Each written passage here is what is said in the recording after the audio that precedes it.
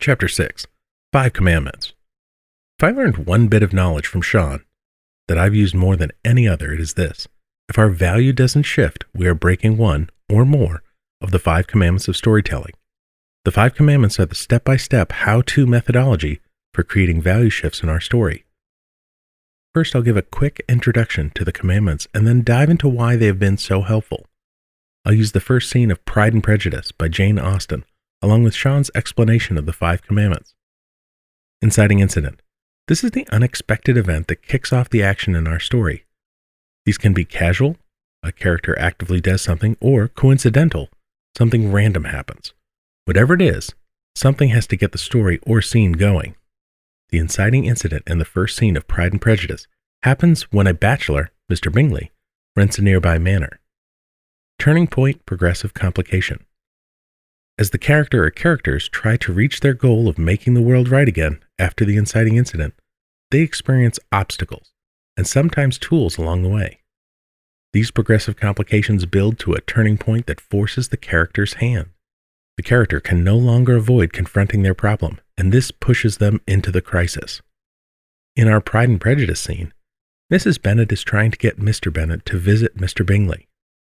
She keeps giving him reasons to go, and he keeps batting these aside. Eventually, the real complication arises in that social convention requires the family must be formally introduced. Crisis. The crisis arises from the turning point progressive complication. The crisis is a question. Will your character do X or Y? Will he fight or run?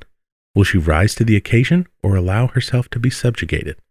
The crisis is the point when your character has to decide. In the first scene of Pride and Prejudice, the crisis poses the question, will Mr. Bennet do what his wife is asking and visit Mr. Bingley, or not be bothered with paternal duty so he can continue enjoying his private time? Climax. The climax is the answer to the question. It's when your character takes the action, when they choose, for example, X, or to fight and act on that decision. In Pride and Prejudice, Mr. Bennet refuses to visit the new bachelor.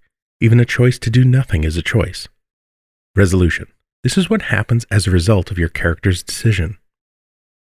As a result of their father's choice, the Bennet girls will remain without prospects.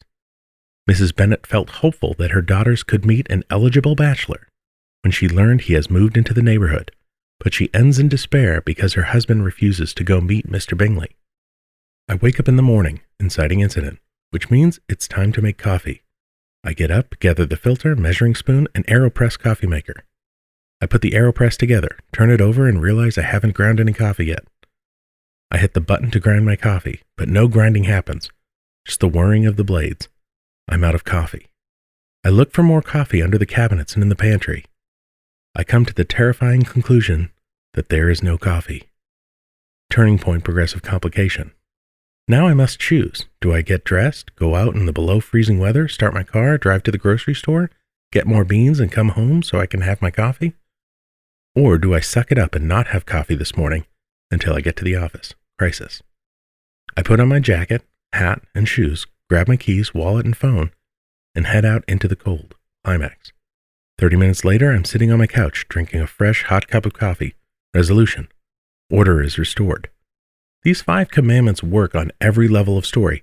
They apply to our global story along with every quadrant, sequence, and scene. If we can't identify all 5 commandments in every unit of our story, something is wrong.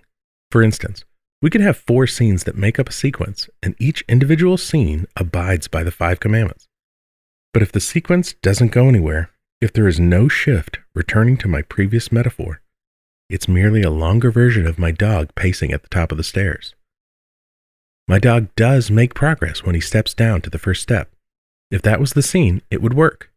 There was a value shift. He went from 0 stairs to 1 stair. But if the next scene reveals him backing up, and the following scene we see him pacing and whining, which is where we started our sequence, then even though the individual scenes work, our sequence doesn't as a whole. In order for a story to be a story, something has to happen. When something happens in our story, that means we've abided by all 5 commandments. It's that simple. Here's how I use these 5 commandments in practice. When I'm planning my novel, I want to have a general idea of where I'm going, but leave it loose enough that the story can take on a life of its own.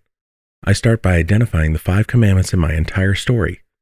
I figure out what is going to kick off the action, what will force my protagonist into the final big decision point, and then think out the crisis, climax, and resolution. Now that I have these global landmarks in place, I look at the next big section of my story I have to tackle. If I'm starting a new story, I look at the beginning hook, the first 25% of my novel. I think through the 5 commandments of that story unit, knowing the resolution will be my protagonist moving out of the ordinary world and into the extraordinary world. Once that is done, I think through the 5 commandments of the next 3 to 5 scenes I have to write. Where is that sequence going? What is going to happen? Finally, I'm down to the scene I'm about to write. After practicing this for a few years now, I don't have to think through each of the 5 commandments consciously when I begin a scene. Though that's how I started and practiced for a long time. Now it's more of a rough understanding that my scene is going somewhere. From the beginning of the scene to the end of the scene, a value must have shifted for my character. The moment this came together for me, I really fell in love with StoryGrid. This idea that I can zoom out and evaluate my story at a macro level, then zoom into an individual unit of my story and evaluate it on a micro level with the exact same set of questions astounded me.